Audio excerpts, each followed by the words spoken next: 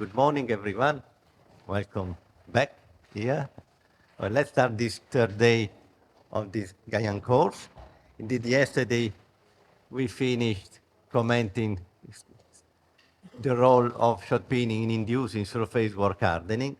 And then we discussed that the last slide we discussed was this one, and then I introduced uh, indeed a new way to intend, let's say, the role of shot peening in surface work hardening. That is to say, with traditional application of shot peening, surface work hardening is not a side effect. There is surface work hardening every time, but is considered a second order effect in terms of effect. That is to say that the main effect we are looking for are the residual stresses. And then the residual stresses are accompanied, of course, by some work hardening. Indeed, but if we use shot peening, if we try to use shot peening with different parameter with respect of the usual one, it's possible to increase, let's say, this hardening that takes place due to the plastic deformation caused by the impact of the shot, and we can get also grain refinement. And in the case of very high intensity or very high coverage, or both indeed, this can lead to the formation, let's say, to the generation of an ultrafine microstructure. That is to say, with grain size of the grains close to the surface that are in the range of 50, 70, 100, 150 nanometers. So much smaller than the usual dimension of grain for the material that are used for shot peening. And indeed, we started the research of this time, and we defined this way to apply shot peening, severe shot peening. In some other paper, not from my group, the similar approach, similar concept is also called high energy shot peening, because it's true, because it's clear, because we call severe because the parameters are severe. Someone calls high energy shot peening because indeed we are using more energy. Okay, thank you. Because the energy, the cumulative energy of the treatment is much more. Anyway, the final effect is the same. And here I have reported just some of the paper we published about this. We also started some simulation, the development of some, let's say, simulation approach to develop, to have a tool that make possible to assess, to predict the condition, the shot peening condition that make possible the generation, let's say, of the recrystallization and the generation of an ultrafine gradient structure. Okay, and if we look at shot peening from this point of view, severe shot peening can be considered as one of the so-called severe plastic deformation processes. That is to say that the plastic deformation processes that are able, again, to induce grain refinement and finally ultrafine grains. And what does it mean? It means that by means of, indeed, here we can recognize different scale level from nano and on to, from nanometers to a tennis ball, let's say, so to centimeters. And here we see that when we are talking about severe plastic deformation, we are talking about processes that are able to increase grain dimension in the range of up to 100 nanometers, something like this. And there are many, indeed, in the last 20 years, let's say, many processes, plastic deformation project was proposed with this aim. Not only, indeed, most of them are not just for the surface, but are for inducing bulk material with ultrafine grains. And which are the conditions to get this goal? We should impose a very high strain, okay, high plastic strain, with a high strain rate. So these conditions limit somehow the processes we can use, and here some of them are listed, okay, that sliding wear, ball milling. The ball milling, you mean, is a process where we are using balls. Okay, it's also a plastic deformation process. We are using ball to induce nanograins in powder. We have a closed box with these vibrating balls with the dimension that is much more than the powder, but the particle that we want to treat.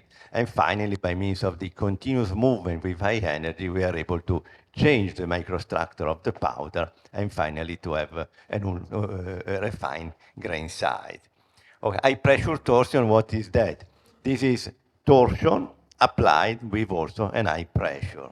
And in this way, we are able to induce very severe shear deformation, and this is accompanied by also step by step by grain refinement. And there are many other ones. Surface mechanical attrition treatment that is indeed recalls somehow shot peening. And ultrasonic shot peening is also considered to make easier the definite deformation, the generation of ultrafine, which is the difference of ultrasonic shot peening and traditional shot peening. We will talk a bit, we will introduce ultrasonic shot peening in the tomorrow or on Friday, I don't remember. But anyway, the main difference indeed is that the equipment is different. We need a sonotrode that by means of a piezoelectric equipment that by means of ultrasound is able to induce energy and movement in this shot. And the main difference in terms of the effect is that the impact of the shot with respect of the workpiece is randomly oriented. And this random orientation makes easier the generation of the generation of of refined grains. This is. And then we start considering also shot peening to see how can be shot peening can be also considered as a tool, a process able to induce this kind of modification or not. And we have considered different materials. Okay, and now I'm going to describe at least part of the result we have obtained. You see here the material we have considered. The low alloy steel, that is 39 nickel chromium molybdenum 3, according to the European names. The 6061 aluminum alloy, nodular cast iron, the 316L stainless steel. I did the usual titanium, say Al for vanadium, and the magnesium alloy, or some work was done on content, and pure iron. And here in the table that is reported here, we can see indeed an example of the parameter we can use that can be used for inducing severe shot peening, for induce severe grain refinement. And we see here indeed that about the shot diameter, nothing strange. Let's say the diameter for CSP, conventional shot peening, is around that we use at least 0.5 millimeter, and it's something more for severe shot peening. But anyway, this is not making any difference. The main difference are in the shot speed, at least in some cases, that is 30, 40 meters per second in the conventional shot peening process we have used for comparing, and is much more, is 90 meters per second as regards the severe shot peening. And these also have a reflection in terms of Almen intensity, of course, and we pass from the conventional 1015A to 7C, that is much more. It's more than 20A if you want to try a comparison. So much more, and also the coverage has been extended, so the total time used for severe shot peening is 1,500 percent with respect of 100. It is the usual value used for conventional shot peening. And the number I said that are valid for, we use for during the first experiment we did, that now I'm going to describe. And it's true that, and I will remark also later, that indeed with the experience we understood that the best way to induce grain refinement is not to change so much the intensity. Why? Because this is also mm, decreasing the goodness of the surface finishing. If you are changing, if you are consider higher intensity, the roughness will be larger. No way.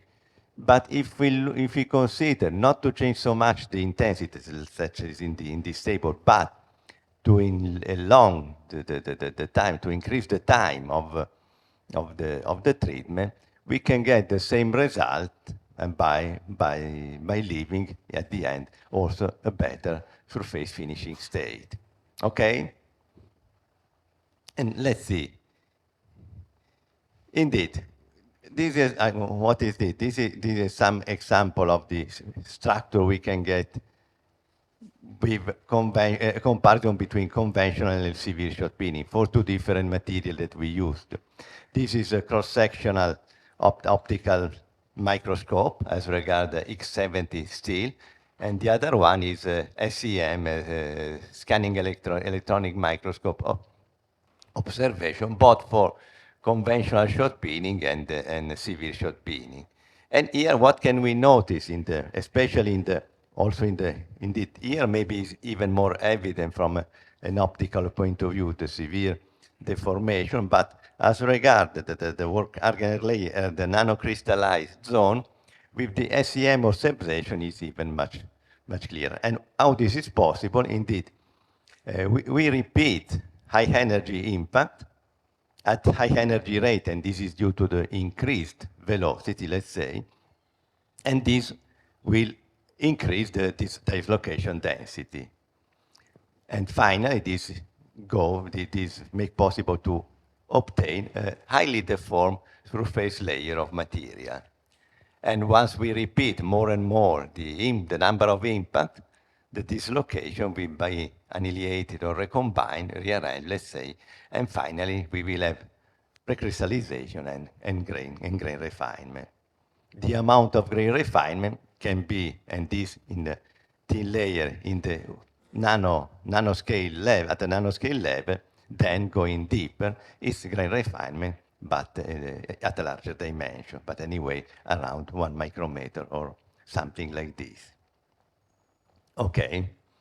So as I said, we perform many experiments on different material, low alloy steel, 316L, and so on. And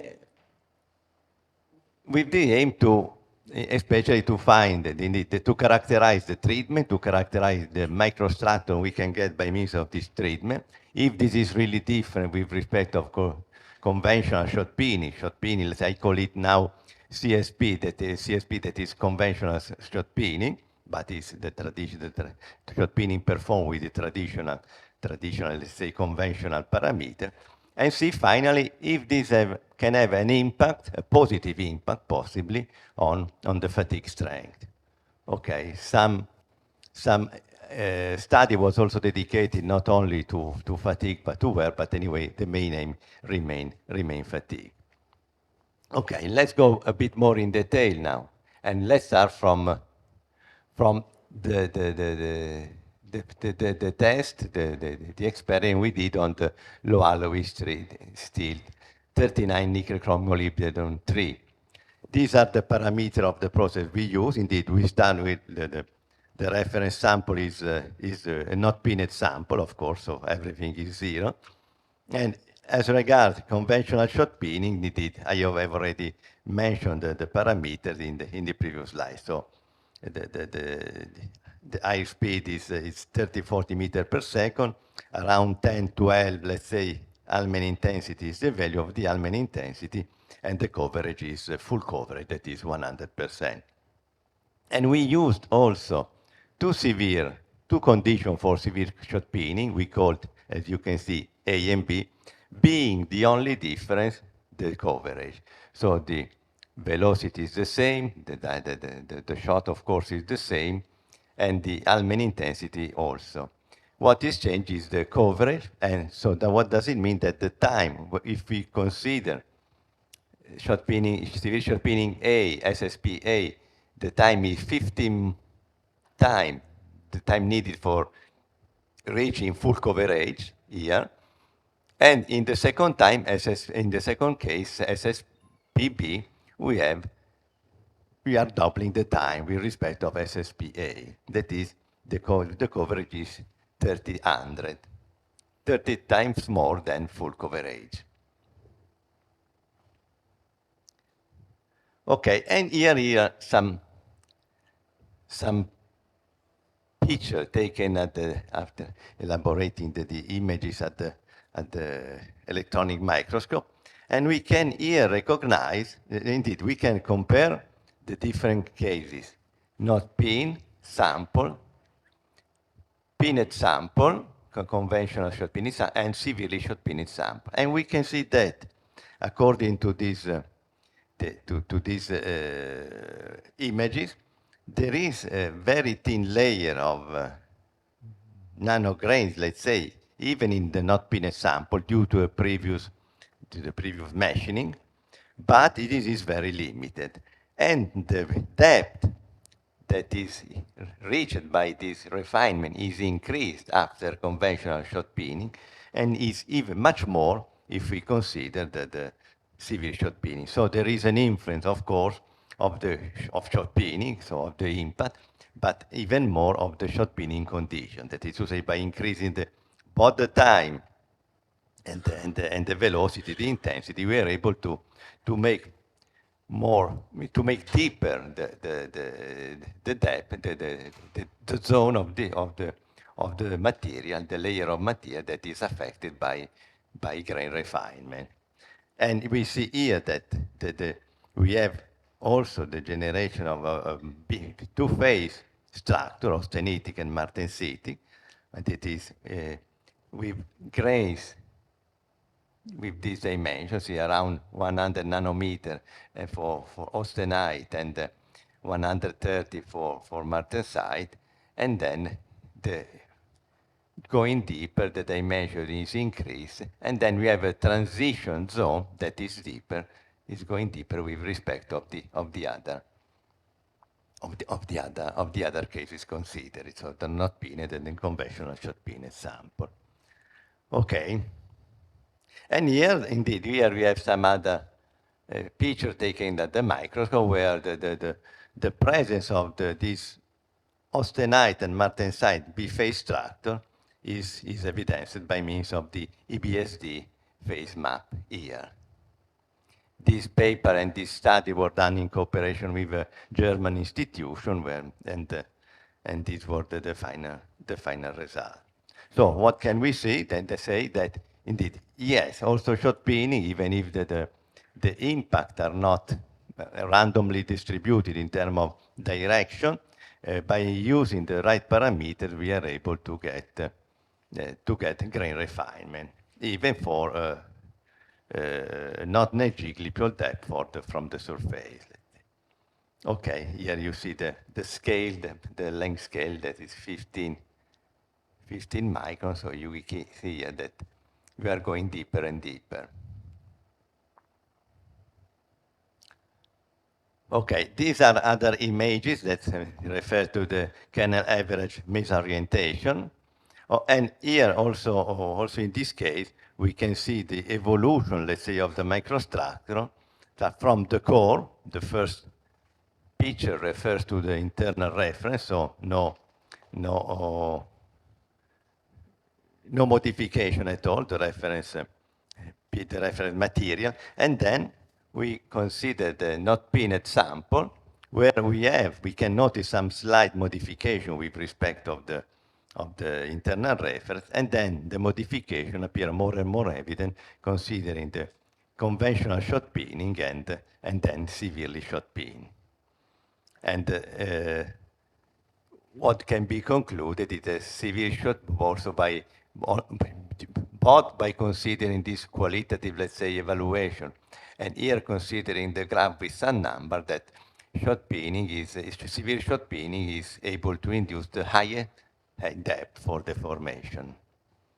Okay, and here also some the same conclusion is reached by these are very qualitative images, let's say, but anyway, give an idea of the different layer, the different depth of the layer of material that is affected by this phase transformation, by this grain dimension modification.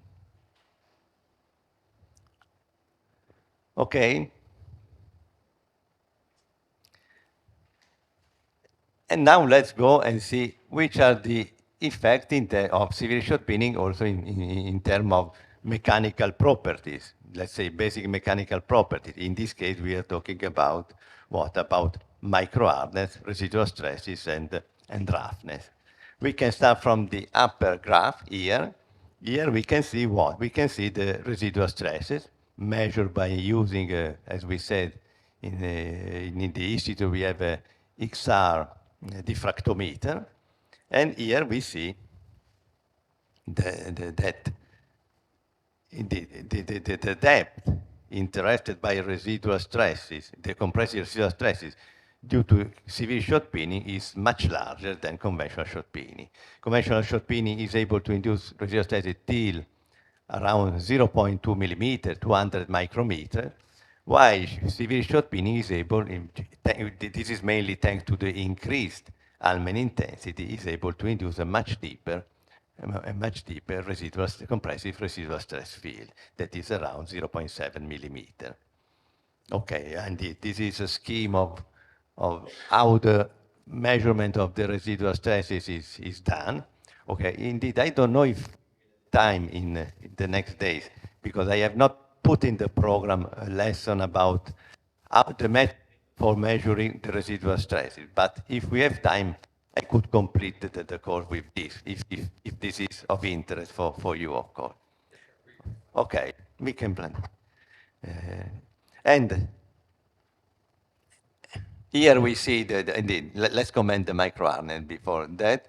Here the microharness, and also in this case, we see indeed here in this case the difference between severe shot peening and conventional shot peening is less remarkable, let's say, but anyway, there is a difference also in this case. And indeed, a similar, this is not shown here, I think that in one of the next slide we can see, a similar information can be obtained also by another result of the residual stress measurement. That is to say, the width of the diffraction pit at half the value, at half the maximum. That is the so-called WHM. Anyway, also that information agreed with the result of the microharness measurement.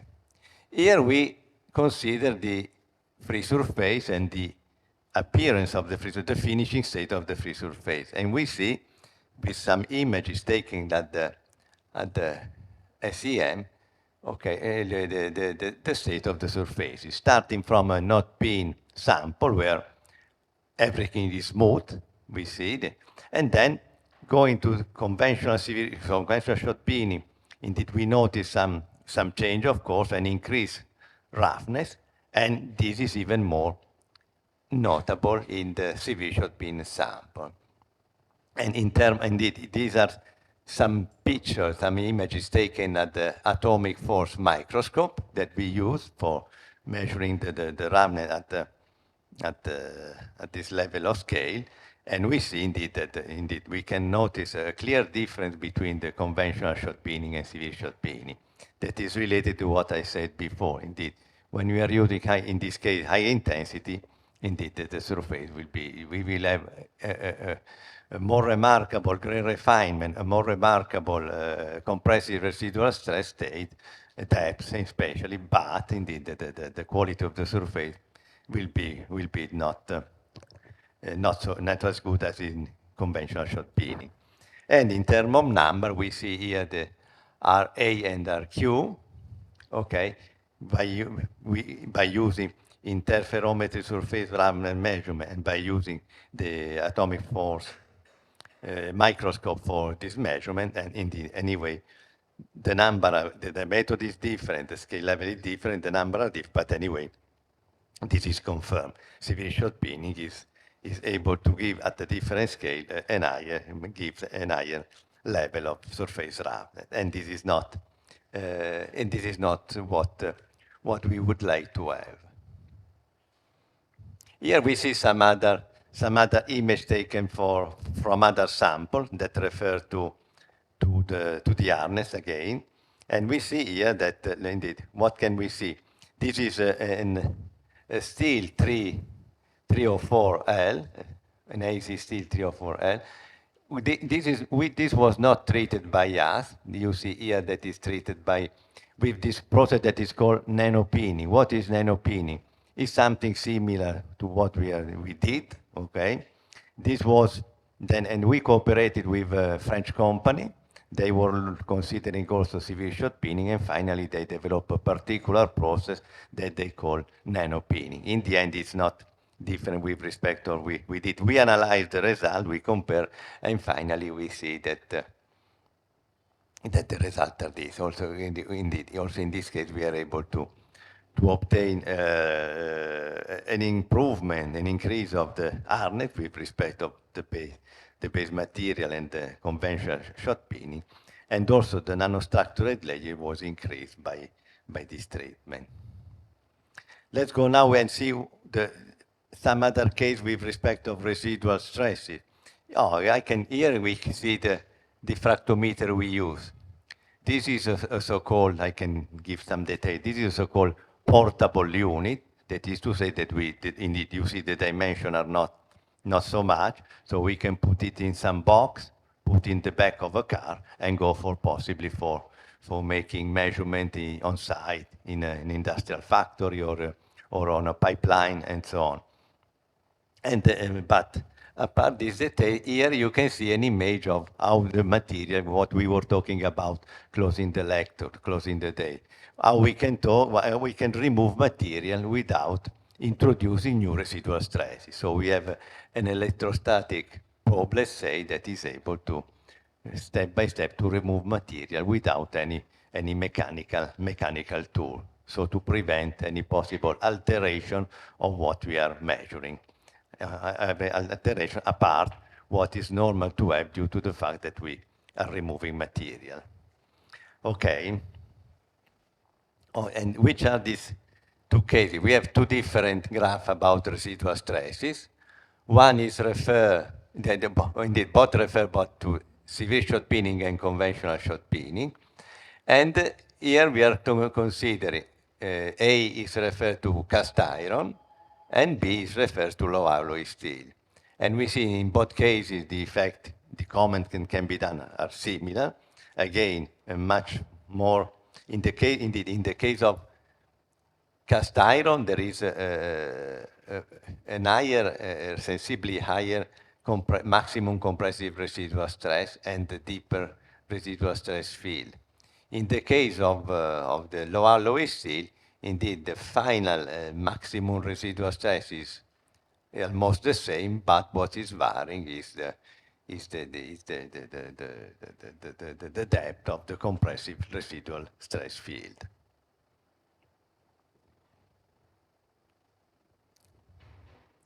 And now fatigue, indeed. We have talked about the nanostructure, we have talked about finishing, hardness, residual stress, and so, but at the end what we are looking for is fatigue, and the result in terms of fatigue. And we can show some result we obtain. Indeed, this we perform,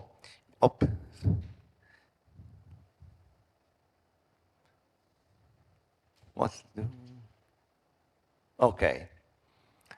We perform tests in rotating bending, and this is the machine that I have already shown you yesterday about, or 2 days ago, about rotating bending fatigue test.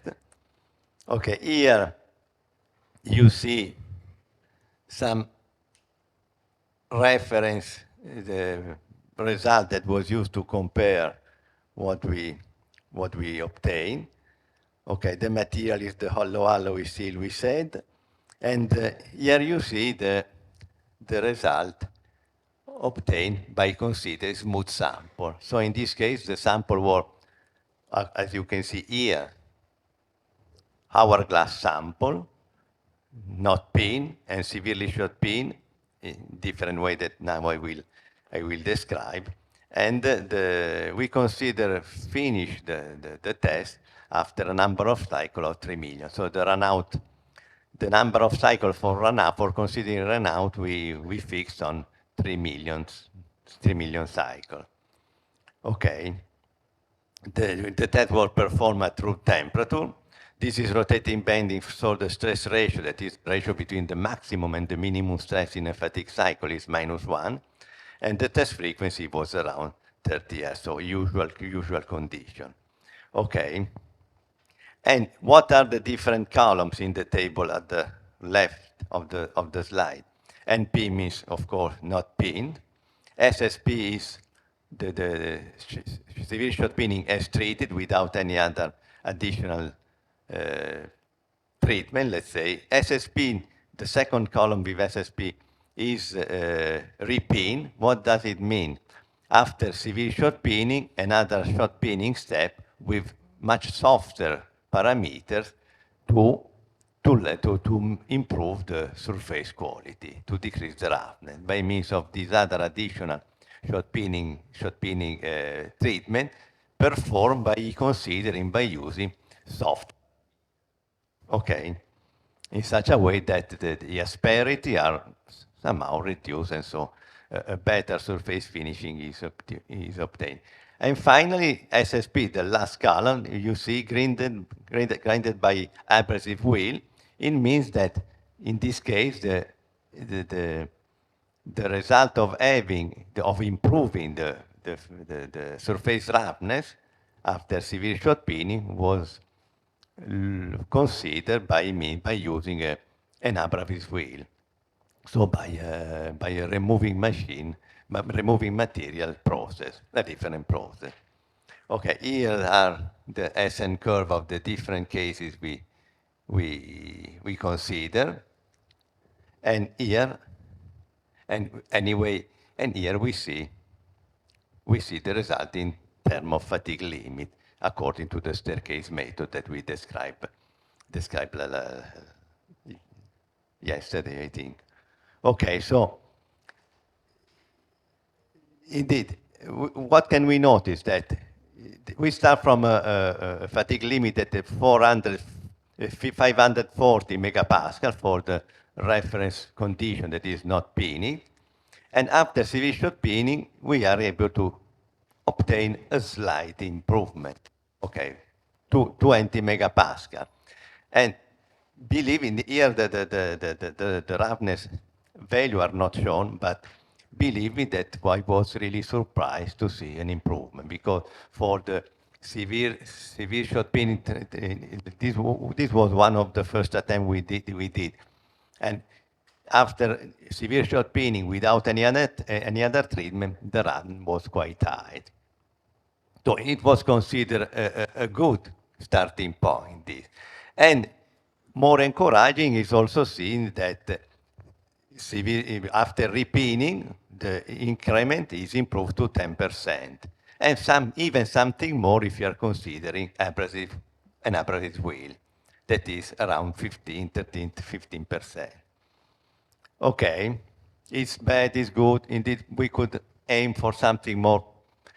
These are not optimal conditions, so yes. But anyway, do not forget that here we are dealing with smooth sample. And as I said yesterday, indeed, if you want to completely exploit the result of a short pinning treatment, indeed, using smooth sample is not the best option, because anyway, due to the gradient we discussed yesterday, the stress gradient we discussed yesterday, we cannot think to obtain something more than 15%. Okay, so the result is not bad, was considered good, considering that was the first attempt. And here you can see also some fracture image of the fracture surface. And here, what can we notice? That indeed, here we are referring also some conventional short pinning sample are obtained. And just to show that if we are talking about severe short pinning, as it is, Okay, what the difference is that here we have a very bad surface if you do not apply any other treatment with this very high aluminium intensity. And this, what does it mean? That we have many possible potential, let's say, crack initiation point. And this is, all these points are represent a crack initiation point. And this is quite different with respect to conventional shot peening, where the quality of the surface is better. Here we have one crack initiation point. And here, these are much more. And an aspect like this of the surface of the fracture is related to, is generally obtained when we have a severely notched sample. And in this case, since we used a smooth sample, as I said, the notch, the micro notch are induced by the severe indentation that are generated by severe shot peening. Just to learn a bit more on the effect of this severe treatment, let's say. And let's consider some other result we obtain in our experience.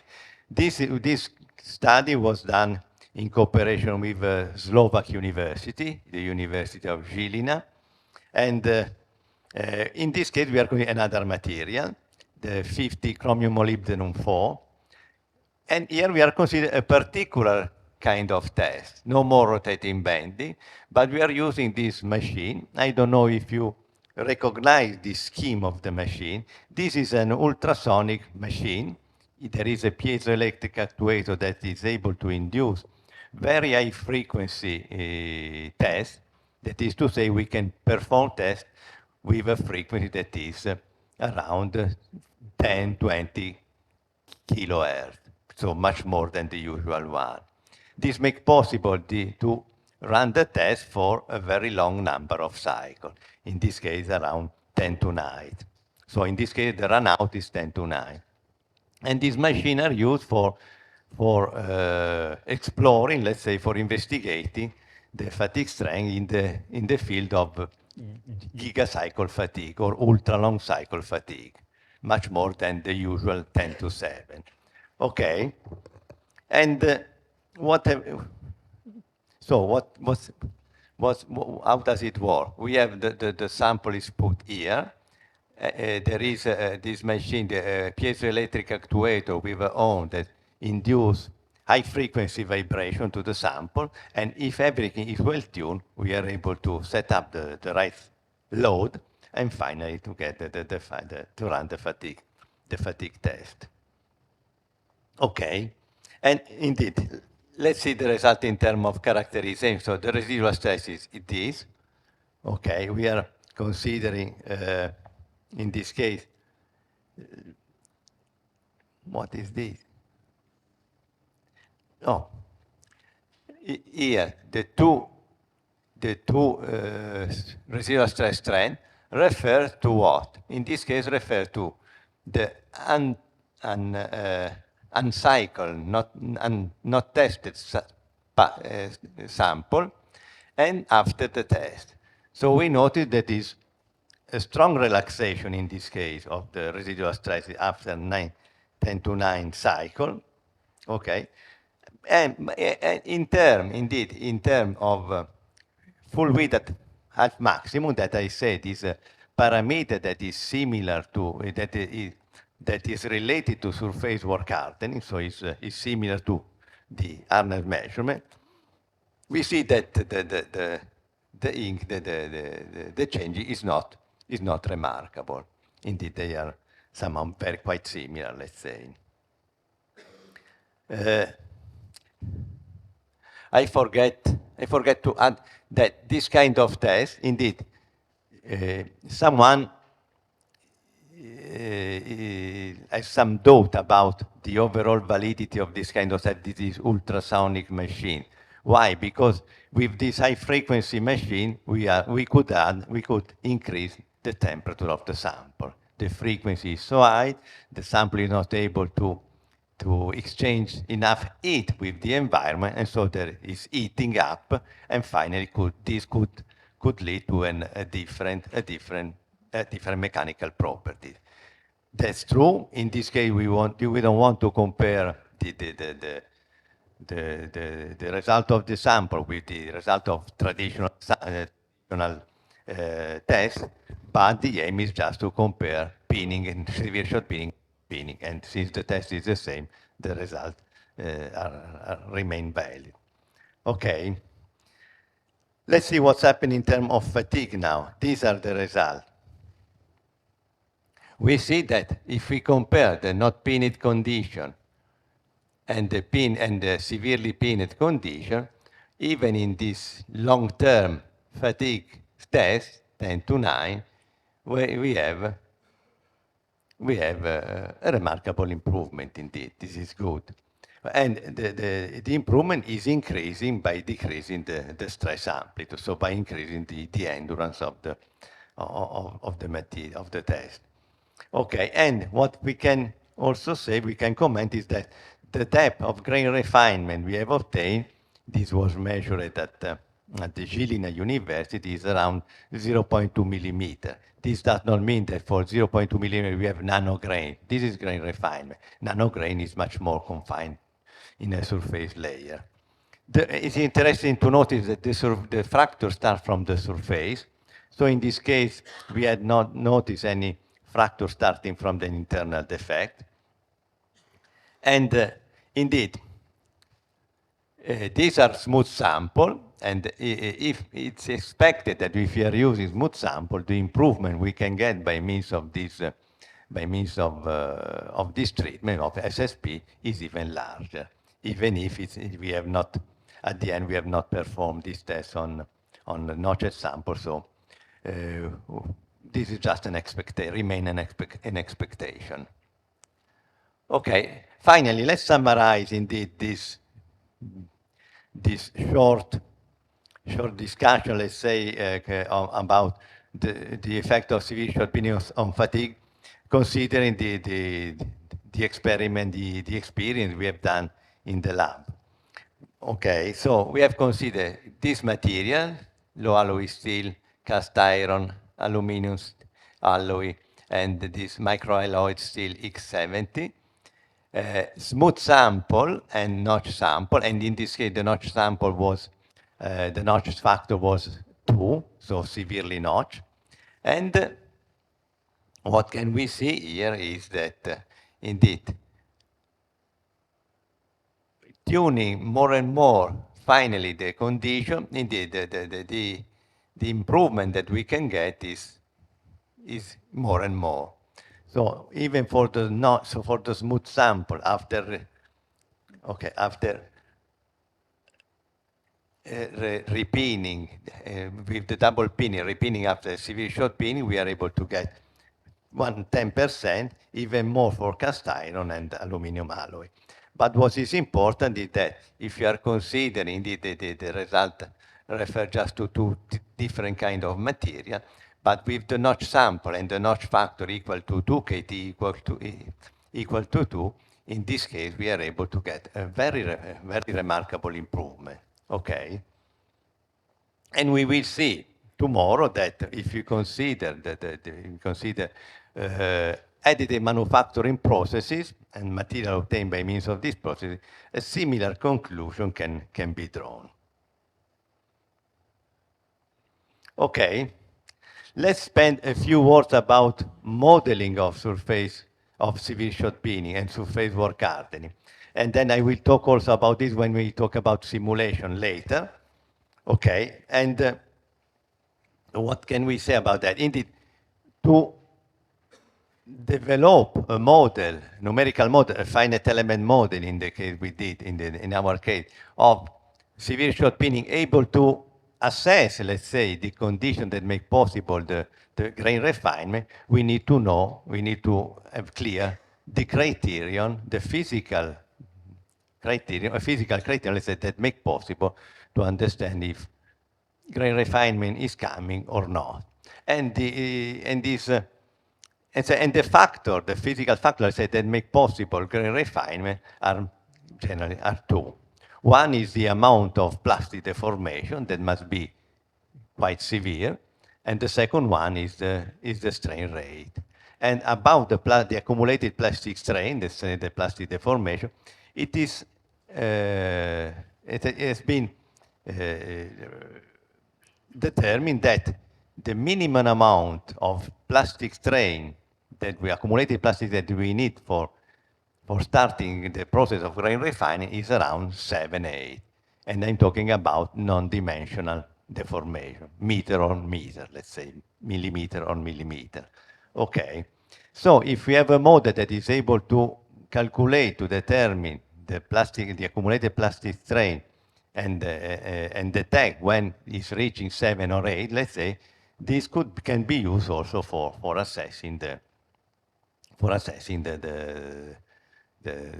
if severe short peening or when severe short peening is able to induce grain refinement. Okay, there is not a criteria on strain rate, and so this remain approximate anyway. Okay. Okay, and according to the initial, the finite element result we have done, okay, the result show that indeed the Allman confirmed that if we want to reach grain refinement, we must use Allman intensity or coverage much greater than the usual value. But it's good to know because indeed we can consider both coverage or intensity to increase the accumulated plastic strain. Okay, and this is a good way to model surface work hardening and severe short peening, and then to simulate and to assess at least approximatively, roughly, let's say, the parameters of severe short peening that make possible grain refinement. I will discuss later, using about simulation about this model that was developed with, in cooperation with MIT. This was done. Sani Gangaraji was a former PhD student of mine that spent 6 months visiting at MIT with Professor Xu, and then indeed we completed the study that started and developed then at Politecnico with me, and then Mostafa Sani Gangarai now today is a professor at Cornell University in the US, dealing with not more on shot peening but with cold spray, and he's going good research also in this field. And what indeed we developed what an hybrid, let's say, model for simulating serious shot peening and to appreciate, to determine which is the condition that make possible the assessment of grain refinement. And the model is based on one part on finite element calculation to calculate the plastic deformation and the parameter related to plastic deformation. And on the other hand, the model is based on the application of the dislocation density growth theory that was defined by Mugrabi, and then improved, let's say, refined by Briggs, by Nix, and Estri. And so the scheme, the model work is this. You see here. Okay, here we define the peening parameters. Okay, so the median, the target material, the media side, and the coverage, and the median, and the impact velocity, the intensity, let's say. Then we run a finite element simulation, and on the other side, in parallel, the dislocation population of parameter, or the initial population of parameter is calculated by means of a routine. Okay, that here the equation are not reported. In terms of material, we are using the Johnson-Cook constitutive equation. We calculate, and this is useful also for calculating also for the finite element calculation. Then the flow stress is calculated, the predictive flow stress also, and then by means of an optimization algorithm, we are able to calculate the best population of parameters for this dislocation density model. And then by applying the result as a post-processing on the finite element calculation, we are able to evaluate the dislocation density and the dislocation cell size, that is recrystallization, and then grain refinement. But let's leave it as it is, that we will discuss a bit more in detail later. Okay, so this is, so for favor gardening is, that's all, let's say. So I stop for a while and ask you if you have any question. I talk for, I did not realize that I was talking, 1 hour talking, so long, sorry. Okay, any question? Yes, there is.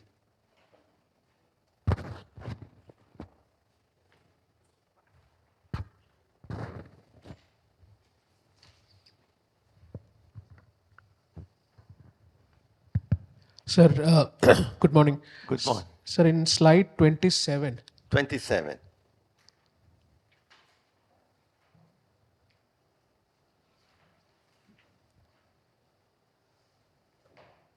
Here is. Yes, sir. You have actually tried showing the residual stress in accordance with the depth for two materials over there. So the first one was for cast iron and the second one is for low alloy steel. Yeah. The bottom. Sir, in low alloy steel, it can be seen that the residual stress for initial depth, it is increasing for CSP specimen, and then it has got lesser value for residual stresses as the depth increases. But why is there initially why that conventional short peening is having more residual stress when compared to, I mean, is my Yeah. This you mean, why they are around the same? I can see at some point CSP is having inducing more residual stress initially, maybe in a depth of in between a depth of 0 and 0.1, something like that. You are referring to Yes, this, that particular region, sir. Indeed. What's happened with C should be that we are impacting the surface more and more time. So this could be referred as, and then after a number of impact, the surface start, let's say, relaxing, let's say. Something that can evolve in surface damage can start. So the residual stress at the surface can sometimes tend to decrease, to relax a bit. This means that we are still not in the field of overpeening, but we are going in this direction. If we consider overpeening means that we are damaging the surface because we are hitting too many times the surface itself or in a too much violent way. And in this, when you are in overpeening, the result will tend to decrease, the improvement will tend to decrease, and some visible but detectable surface damage can be done. And in this case, the residual stresses are going to be lost. And something this way is happening here. We are indeed, the parameter were quite high. Yeah, 7C is a very severe surface.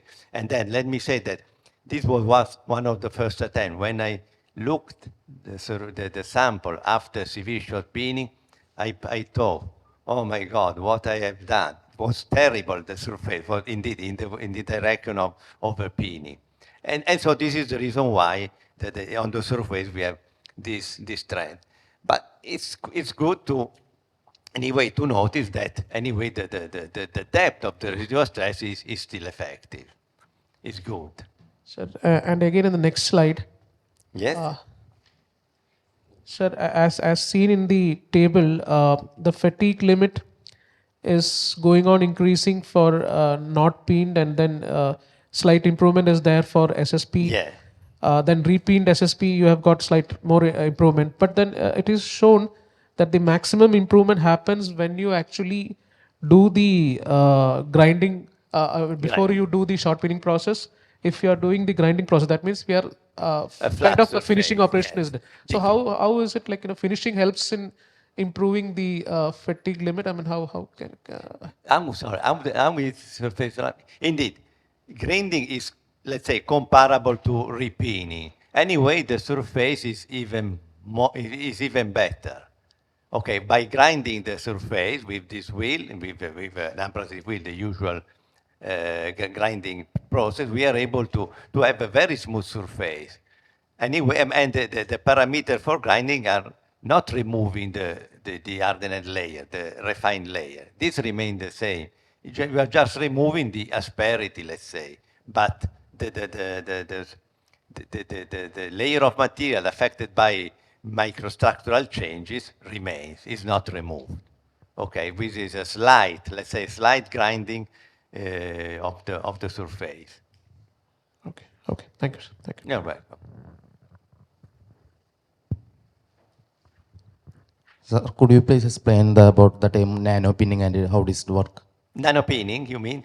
Nanopinning, indeed, is a process developed at Winoa, that is a French company that is producing shots. Indeed, the main business is shot. And then they try to develop shots aimed to severe shot pinning.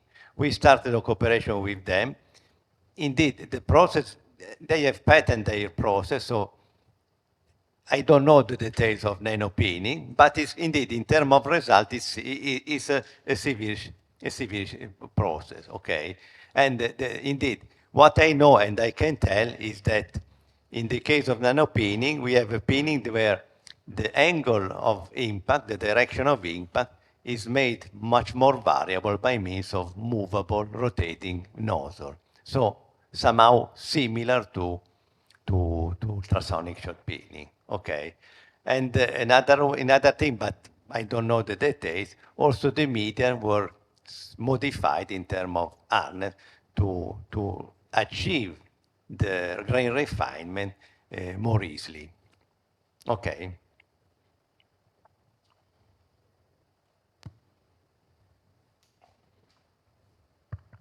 Good morning, sir. Sir, slide number 21. When we do severe plastic deformation, 21, oh, sorry. yes, 21, I think. Yeah, yes. There will be a lot of dislocations, right, sir? Yeah. And will these dislocations create a micro cracks, transgranular or granular, and alter the fatigue strength of the material? This could happen if we go on and on. Yeah. We will have these cracks. Not at this level. It's here damage is still not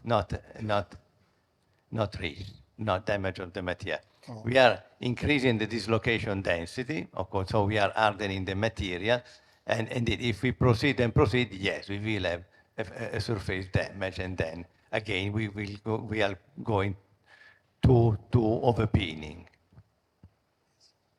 And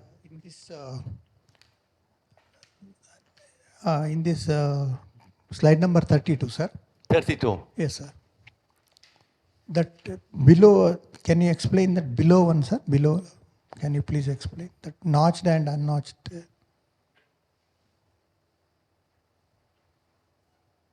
Here. Unnotched and below is notched, sir, or what? The below is notch, yes. Here is notch. With Can you- KT is equal to 2. So the stress concentration factor is 2. So the fillet radius is quite small in this case. If I'm not wrong, the diameter of the sample in the central zone was around 8 millimeter with a fillet radius that is around 2.5 millimeters, so quite small.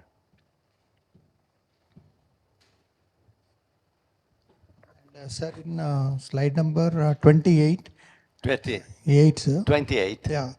That just now you clarified that grinding actually can also create micro cracks, even though it has increased. But as you say, you are Yeah, clarified it. yeah. It is very, very small. Very, very small. Otherwise Here the parameter for grinding are very, very important because otherwise It will crack. damage, yes. It is. Micro cracks. It will Yes. induce. And 27, that cast iron, sir, above, after the depth of 0.4 or so, it becomes tensile. Yes. What maybe And, it is. and then you will see tensile and then compressive again. Yeah. Indeed, let me say that when we are removing more and more material, the accuracy of the the measurement is getting lower. So when I looking at the graph, considering something like this, I would say that everything is around zero at that point.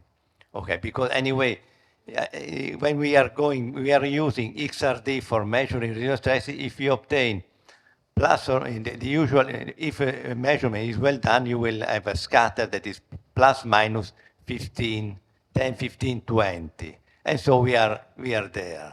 We are in this range. And sir, in this ultrasonic one, Yes.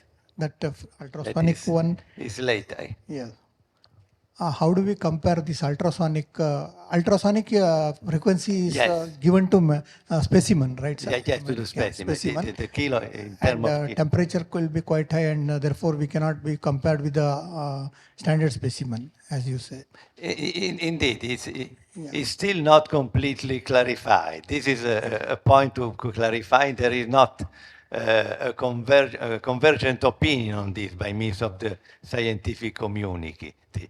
For sure, indeed, for some material, the heating of the sample can be important. Aluminium, I think, and for other maybe a bit less. For sure, indeed, there is not enough database, let's say, in terms of comparison, data for comparison, to have a complete validation of this method. This remains, indeed, in our case, we did, and we compared just peening and not peening. If these results are valid also, are maintained, also considering another kind of test, this I cannot say. I have not the data to answer you. Sir, what is that? I did not understand that run out specimen compared to the SSP. What is that actually? That experiment SSP run out of the fatigue specimen means. Sorry, There are two specimens. One is SSP fatigue specimen 90 degree. SSP run out fatigue specimen. What is the two difference? 90 is the direction of measurement of residual stress, so they are the longitudinal one. Okay. And SSP specimen I will read. Run out Of the fatigue. Run out means after the test, before and after the test. Oh, okay. Before and after 10 to 9 cycles. Okay. And so we notice that there is a relaxation of residual stress in this case. And so what we can see, since we notice an improvement of fatigue strength, this can be related to hardening, to the microstructure, since residual stresses have been relaxed, one half of the original one. Sir, and then how do you compare this grain refinement of ultrasonics with the conventional short peening? The result of fatigue, you mean? Sorry. Grain refinement compared to conventional and ultrasonic. Ultrasonic short peening, you mean? Sir, yes. Indeed, ultrasonic short peening is good for, and then maybe it's more effective for inducing grain refinement. But the limitation remains that it's less flexible. It is, with ultrasonic short peening, you need a closed chamber with the customized, because if you have complex geometrical detail, the chamber should be customized for that sample. And then it's less practical. But the validity for obtaining nanograins is good. Of course, it's good. Maybe we need less time with ultrasonic. The treatment can be shorter with ultrasonic short peening than with CV short peening. Thank you, Professor. You're welcome. Thank you very much. Yeah, there is. Oh, Good morning, sir. good morning. Sir, could you please explain the advantages of severe short peening over normal conventional short peening method? The advantage of severe short peening Over conventional.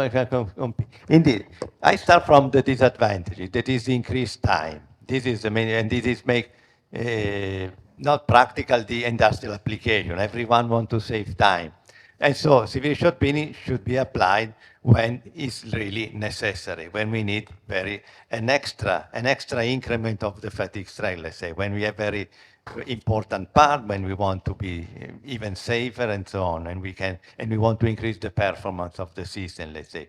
The advantage is that we are able to get much more improvement in terms of fatigue. Okay, the fatigue strength is increased much more because we are exploiting not only the residual stresses, but also the grain refine, so the microstructural deviation, okay, microstructural modification. And this is the main advantage.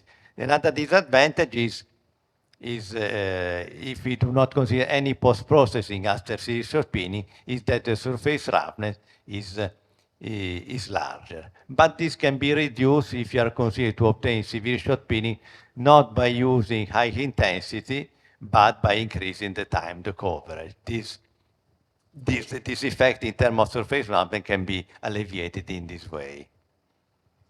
Thank you, sir. You're welcome. There is another question.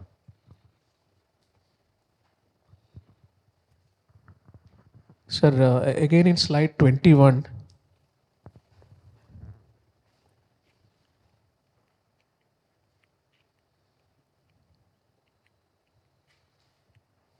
Yeah. Up.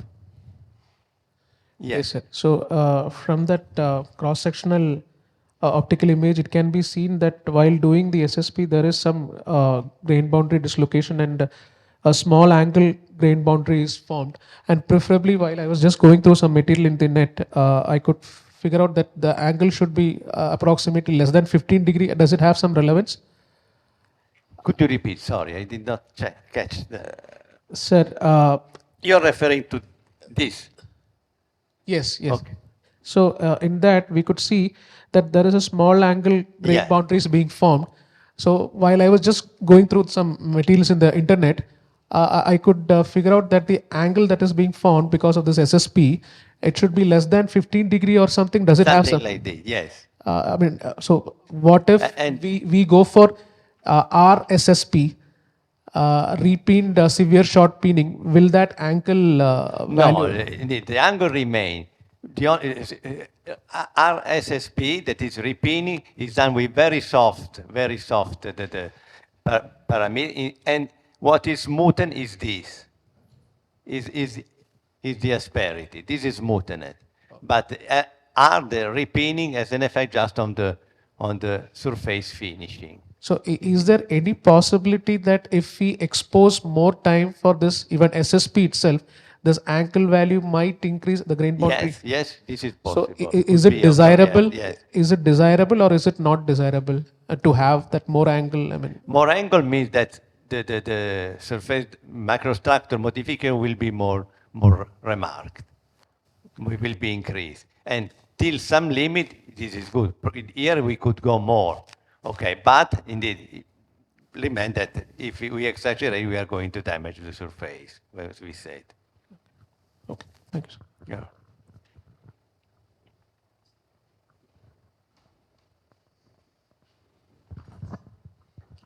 Good morning, sir. Sir, on slide 22, Oh, yeah. sir, on that parameters chart, why coverage percentage is different on last two? Sorry? On parameters, that chart. Oh, indeed, we tried, indeed, are different because we tried different parameters just to try what is the effect of coverage leaving the same Almen intensity. This is the reason why we tried 3,000. 3,000 is very much, and in the end was not convenient to do that. But this was one of the initial parameters we tested to see if we are able to, what we are able to obtain by with this long pinning time.